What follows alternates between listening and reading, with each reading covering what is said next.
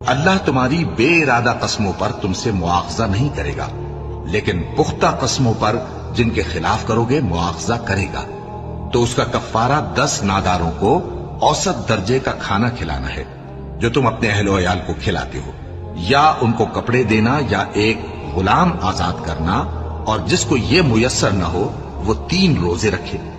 یہ تمہاری قسموں کا کفارہ ہے جب تم قسم کھا لو اور اسے توڑ دو، اور اپنی قسموں کی حفاظت کرو۔ اس طرح اللہ تمہارے سمجھانے کے لیے اپنی آیتیں کھول کھول کر بیان فرماتا ہے تاکہ تم شکر کرو۔ اے ایمان والو، شراب اور جوا اور بت اور پانسے یہ سب ناپاک کام اعمال شیطان سے ہیں، سو ان سے بچتے رہنا تاکہ تم کامیاب ہو جاؤ۔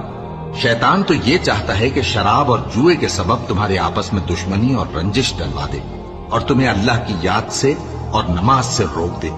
تو کیا تم لوگ ان کاموں سے باز